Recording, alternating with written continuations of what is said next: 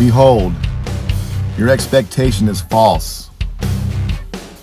Will you be laid low, even at the sight of him? No one is so fierce that he dares to arouse him. Who then is he that can stand before me? Who has given to me that I should repay him? Whatever is under the whole heaven is mine. I will not keep silence concerning his limbs, or his mighty strength, or his orderly frame. Who can strip off his outer armor? Who can come within his double mail? Who can open the doors of his face? Around his teeth there is terror. His strong scales are his pride, shut up as with a tight seal. One is so near to another that no air can come between them. They are joined one to another. They clasp each other and cannot be separated. His sneezes flash forth light, and his eyes are like the eyelids of the morning. Out of his mouth go burning torches. Sparks of fire leap forth. Out of his nostrils smoke goes forth, as from a boiling pot, and burning rushes. His breath kindles coals, and a flame goes forth from his mouth. In his neck lodges strength, and dismay leaps before him. The folds of his flesh are joined together, firm on him and immovable. His heart is hard as stone, even as hard as a lower millstone. When he raises himself up, the mighty fear. Because of the crashing, they are bewildered. The sword that reaches him cannot avail, nor the spear, the dart, or the javelin. He regards iron as straw, bronze as rotten wood. The arrow cannot make him flee. Sling stones are turned into stubble before him. Clubs are regarded as stubble. He laughs at the rattling of the javelin. His underparts are like sharp potsherds. He spreads out like a threshing sledge on the mire. He makes the depths boil like a pot. He makes the sea like a jar of ointment. Behind him, he makes a wake to shine. One would think the deep to be gray-haired. Nothing on earth is like him, one made without fear. He looks on everything that is high. He is king over all the sons of pride.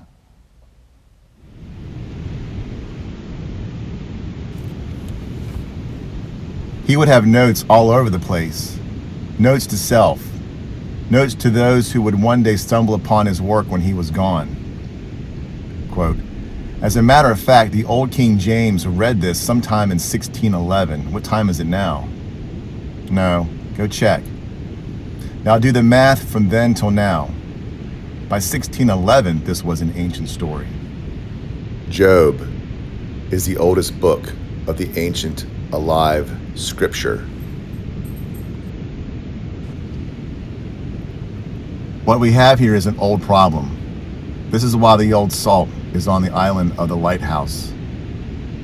Comfortable as he is, as aged as he is, as tired as he is, he just can't get his get up and go. He has meandered through his days for about 23 years, talking to himself, making notes to self.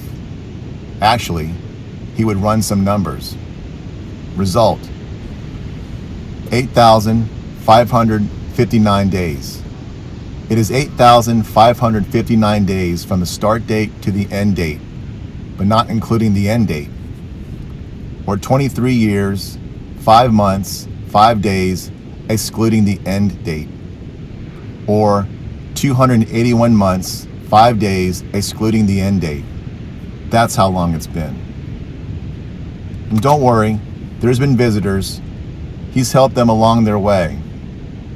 There's the normal animal visitors to the island, but all in all, he's been alone, researching, aging, praying, talking to the audience of one.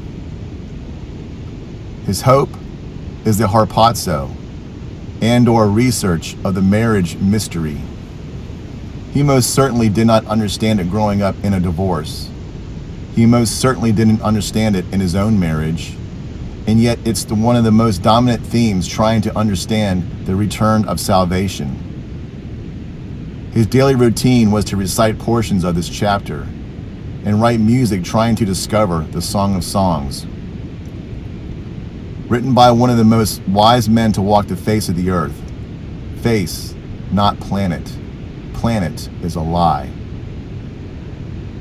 The whole book of Song of Songs is a mystery, but these two passages are the ones we see lying on his desk in his study, next to his 8-stringed guitar.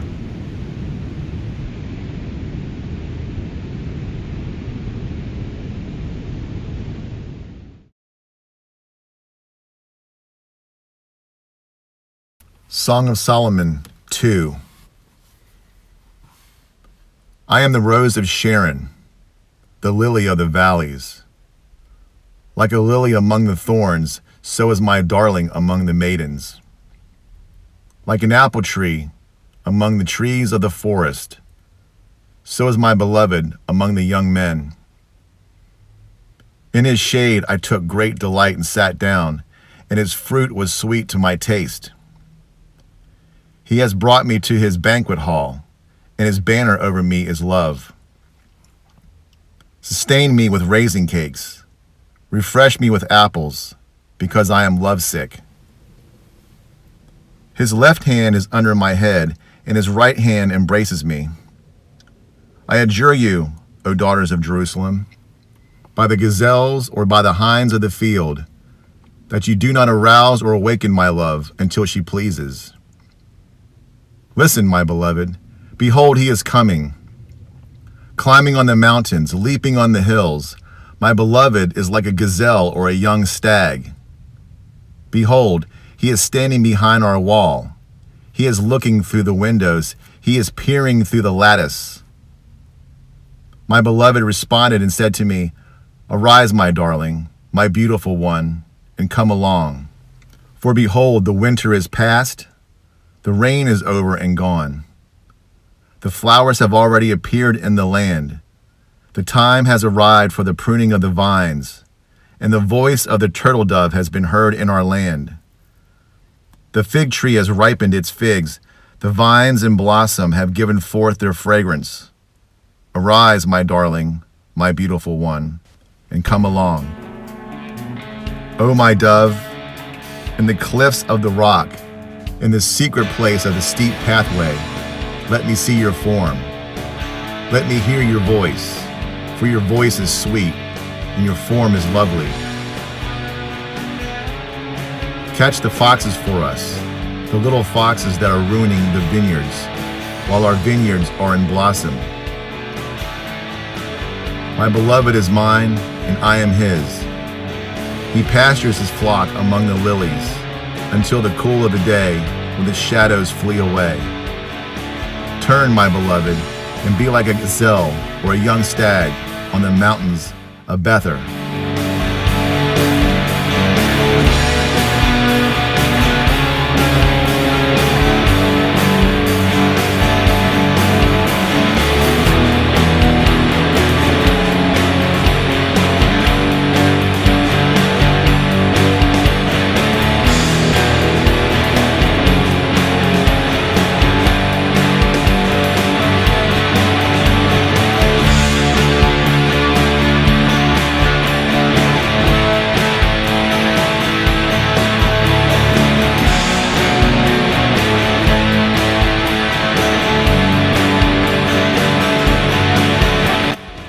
Notes to self, he writes.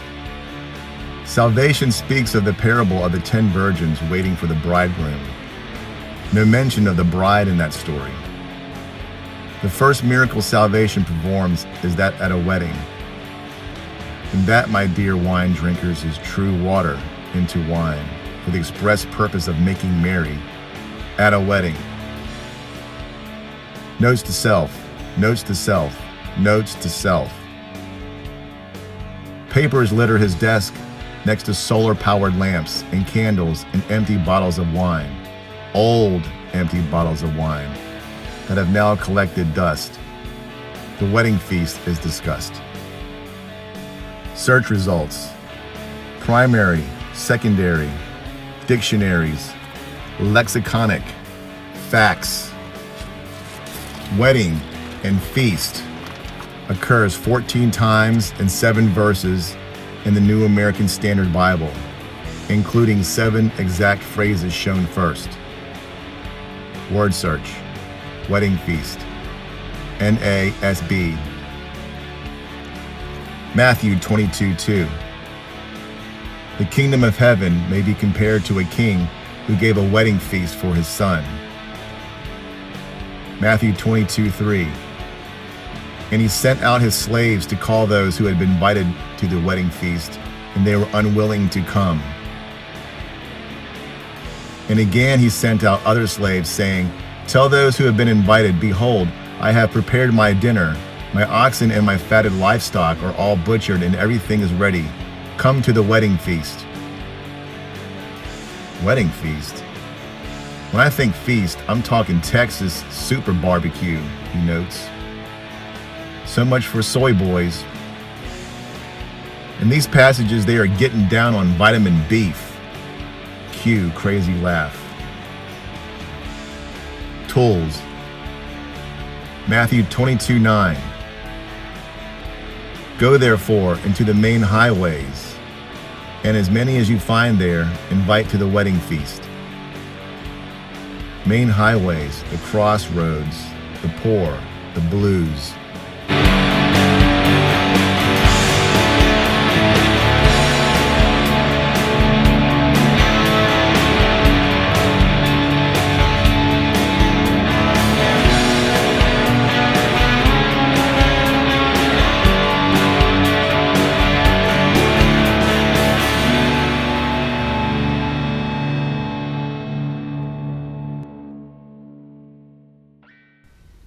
The blues that led to rock and roll, that led to the crossroads, a lifelong musical study.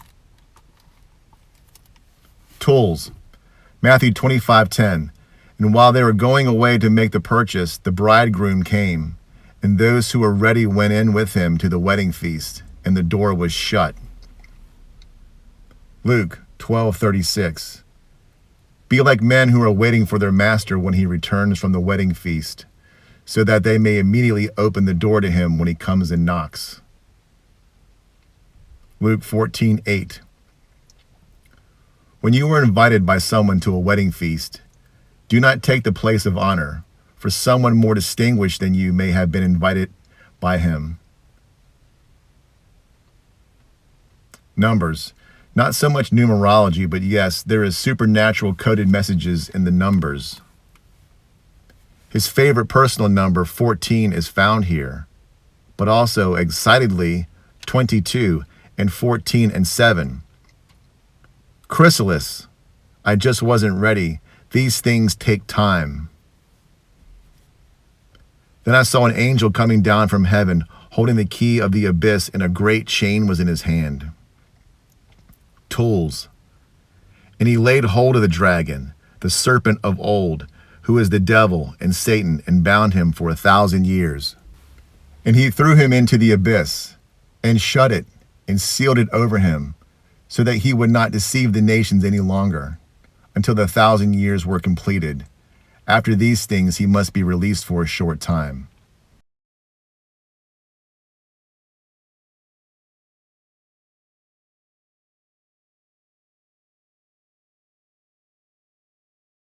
This is the backdrop of Seamonster. This is the song Seamonster. It's the one he's humming when she appears at the dock. It's nothing new. It's an old tale. Cue Iron Maiden, Rhyme of the Ancient Mariner. And the story older, yet that comes from it. For parts of this story are simply parts of the older story. Rhyme of the Ancient Mariner was a salty tale to a man about to be married. Man is found on island with tragic past. Hope to find a brighter future, shipwrecked, finds only comfortable, tension, uncomfortable solitude. The uncertain hope he clings to is discouraged by a certain enemy.